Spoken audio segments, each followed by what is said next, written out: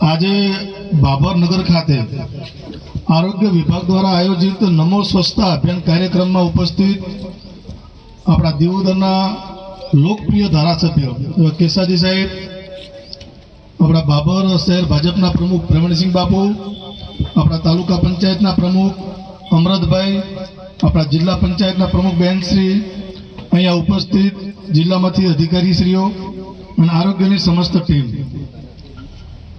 આપણા આદરણીય મોદી સાહેબે જ્યારે સ્વચ્છતા માટે અભિયાન ચાલુ કર્યું અને અભિયાન માત્ર અભિયાન નહીં પણ ખરા અર્થની અંદર નગર હોય, ગામ હોય, શેરી હોય, રસ્તા હોય, એ ખરા અર્થમાં જ્યારે સફાઈનું અભિયાન ચાલી રહ્યું છે ત્યારે આપણી રાજ્યની સરકારે માન્ય ભૂપેન્દ્રભાઈ પટેલ સાહેબને આપણા મંત્રીશ્રીએ પણ આજે ત્યાંથી આ કાર્યક્રમને આ અભિયાનને ચાલુ કરવા જઈ રહ્યા છીએ.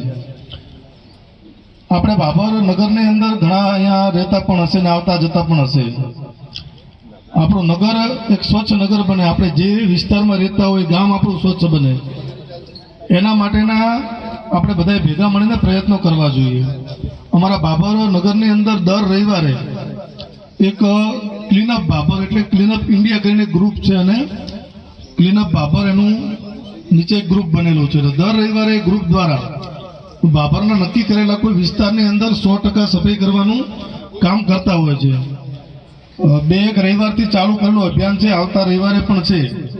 આપણે એના અધિકારીને વાત પણ કરી હતી કે એક રવિવારે અમને કીધું કે અમે પણ એકાદ રવિવાર જોડાશું. મારી આપને પણ વિનંતી છે કે એક રવિવાર નોન પોલિટિકલી ગ્રુપ છે, કોઈ રાજકીય ગ્રુપ કે એવું નથી, પણ એના અધિકારીઓ આપણે નગરપાલિકાના વિવિધ ડિપાર્ટમેન્ટના અધિકારીઓ દ્વારા જ સ્વચ્છતા અભિયાનનું કામ કરવામાં આવે છે. તો હું એક વિનંતી પણ કરું છું કે એ કામની અંદર એ અભિયાનમાં એક રવિવાર આપણે સવારે 8 થી 10 વાગ્યા સુધીનું અભિયાન હોય છે, તો એની અંદર પણ બધા જોડાઈએ.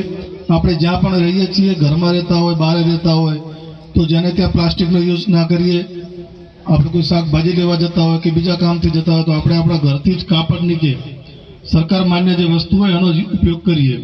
જેને ત્યાં ગંદકી ના કરીએ, કેમ કે સ્વચ્છતા એ આ જીવનનો ખૂબ અભિન્ન અંગ છે અને જીવન માટે ખૂબ જરૂરી વસ્તુ છે અને એનું કામ એ આપણે પોતાને જ કરવું પડશે. વહીવટી તંત્ર કે સરકાર આ કરશે, પણ જ્યાં સુધી આપણે પોતે જાતે આપણે રહેતા વિસ્તારોને સ્વચ્છ કરવાનું કામ, જ્યાં ત્યાં કચરો નાખવાનું કામ આપણે બંધ નહીં કરીએ ત્યાં સુધી ખરા અર્થમાં સ્વચ્છતા નહીં થાય. તો આપ સૌને વિનંતી કરું છું કે આપણે પણ આ સ્વચ્છતા અભિયાનમાં જોડાઈ અને આપણું ગામ, આપણું નગર, આપણો દેશ, આપણું રાજ્ય સ્વચ્છ બને, સુંદર બને, એના માટેના આપ સૌ પ્રયત્ન કરશું. અહીંયા અમને બોલાવ્યા, 2 શબ્દો બોલવાની તક આપી એ બદલ તમામ વહીવટી તંત્રનો ખૂબ ખૂબ આભાર. અસ્તુ. ભારત માતા કી જય. આજે આયોજિત નમો સ્વચ્છતા અભિયાનમાં ઉપસ્થિત આપણા બાજુના વિસ્તારના અને આપણે ગુજરાત સરકારના પૂર્વ મંત્રી અને દિયોદરના ધારાસભ્ય કેસાજી ચૌહાણ સાહેબ, અહીંયા ઉપસ્થિત જિલ્લા પ્રમુખ બેનશ્રી, અહીંયા ઉપસ્થિત આપણે બાબર નગરપાલિકાના પ્રમુખ શ્રી અમરતભાઈ માળી, શહેર ભાજપના પ્રમુખ શ્રી પ્રવીણસિંહ રાઠોડ, અહીંયા ઉપસ્થિત આપણા આરોગ્ય વિભાગના અધિકારી સાહેબશ્રીઓ, એમની સાથે PHO સાહેબ અને સરકારી હોસ્પિટલની સમગ્ર ટીમ, અહીંયા ઉપસ્થિત એમના વહીવટી અધિકારીઓ, આપણા વિસ્તારના વરિષ્ઠ આગેવાનો, બાબર નગર અને આજુબાજુમાંથી બધા મિત્રો.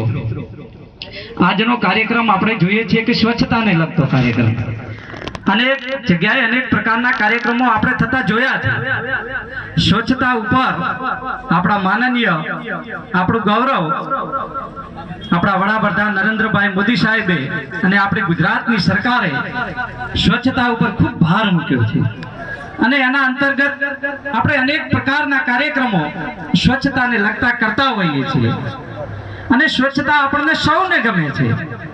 પણ એની સાથે સાથે આપણે આ કાર્યક્રમો પૂરતા સીમિત ન રહેતા આપણા જીવનમાં પણ સ્વચ્છતાને વણી લેવી પડશે. આપણે એક જૂનું ઉદાહરણ યાદ કરીએ કે એક સંત અને એક વીછુવાળી વાત તમે આપણે સૌ જાણીએ છીએ કે એક પાણીમાં તણાતા વીછુને એ સંત મહાત્મા વારંવાર બચાવે છે અને એમનો શિષ્ય જુએ છે કે વીંછું એ સંતને ડંખ મારી રહ્યો છે છતાં પણ સંત અને વારંવાર બચાવી રહ્યા છે. ત્યારે એમનો શિષ્ય પૂછે કે હે મહાત્મા, એ તમને ડંખ મારી રહ્યો છે છતાં તમે એને કેમ બચાવી રહ્યા છો? એને તણાવા દો, એને મરવા દો. ત્યારે સંત મહાત્માએ જવાબ આપ્યો કે ડંખ મારવો એનો સ્વભાવ છે, એને બચાવવો એ મારો સ્વભાવ છે. જો એ જીવ જંતુ હોવા છતાં પણ પોતાના સ્વભાવને નથી છોડતો, તો હું તો એક મહાત્મા, એક માણસ, એક સંત છું, તો હું મારા સ્વભાવને ન છોડી શકું.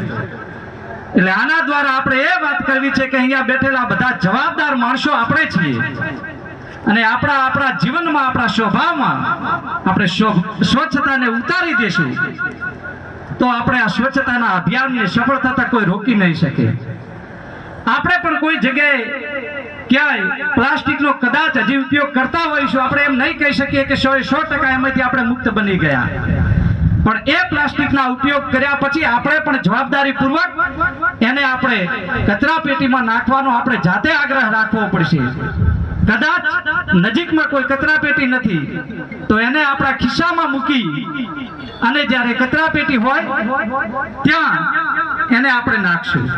જો આપણે આનું પાલન કરશું તો આપણે લોકોને પણ આનો સંદેશ આપી શકીશું અને લોકો માટે પણ આપણે એક ઉદાહરણ રૂપ બની શકીશું.